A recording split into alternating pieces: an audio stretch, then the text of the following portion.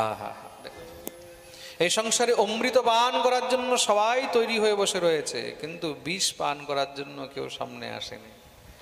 বিষ পান তো একমাত্র দেবাদিদেব মহাদেবই করতে পারেন, কেন তিনি হলেন পরম বৈষ্ণব। এই সংসারে একমাত্র বৈষ্ণবই কিন্তু বিষ পান করতে পারে। একমাত্র বৈষ্ণবী সে, যে সংসারের মধ্যে মানুষের সব কথা শুনে শুনেও সবসময় সৎপথে চলতে পারে। প্রেম সে বলো রাধে রাধে।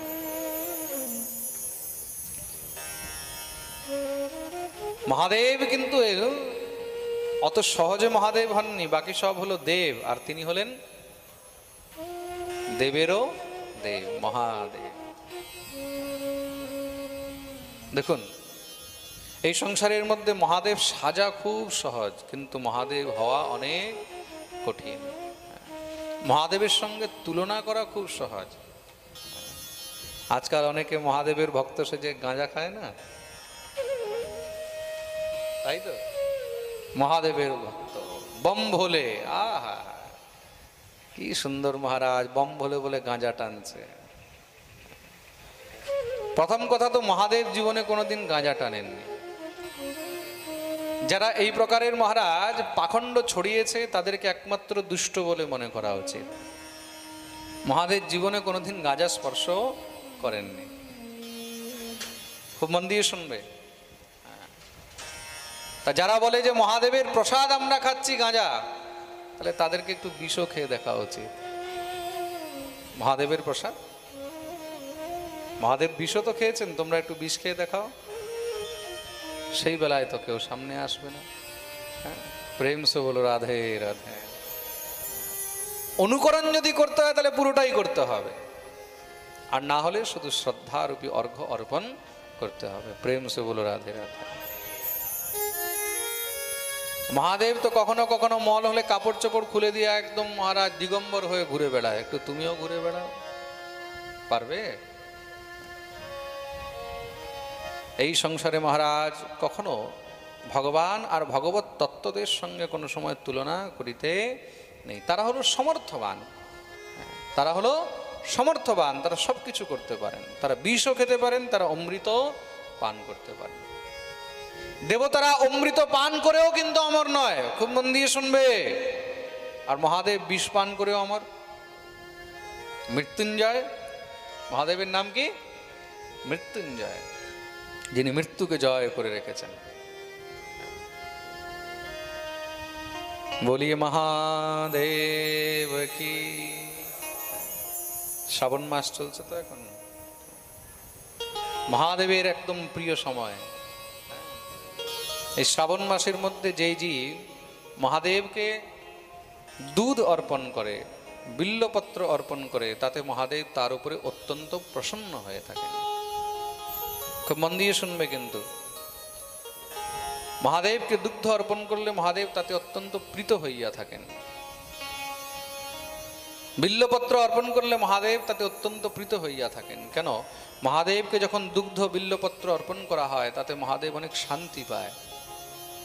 মহাদেব এই যে বিষকে পান করেছেন না, সেই বিষকে কিন্তু কণ্ঠের নিচে নামতে দেননি। কেন? আমার এই অন্তর হৃদয়ে তো প্রাণ গোবিন্দ রয়েছে। বিষ যদি নিচে নামে তাহলে গোবিন্দকে স্পর্শ করবে, আর আমার ঠাকুরের কষ্ট হবে। আমার গোবিন্দের যেন কোনো কষ্ট না হয়, তার জন্য মহাদেব সেই বিষকে নিজের কণ্ঠে ধারণ করে রাখলেন। তাতে কণ্ঠ নীল হয়ে গেল, যাতে মহারাজ মহাদেবের একটি নাম হলো নীলকণ্ঠ। বলিয়ে নীলকণ্ঠ মহাদেব কি।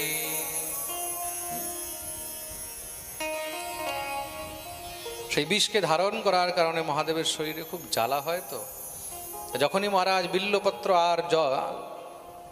আর মহারাজ দুগ্ধ মহাদেবের উপরে অর্পণ করা হয়, তাতে সেই বিষের জ্বালা থেকে মহাদেব শান্তি পান। তখন তার উপরে মহাদেব কৃপা করেন। প্রেম সে বলো রাধে রাধে। আজকে আমাকে কেউ জিজ্ঞাসা করছিল যে বাবা, মহাদেবকে দুর্বা দেয় না কেন?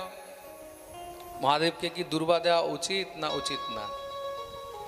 মহাদেবকে দুর্বা দেওয়ার কোনো প্রয়োজন নেই।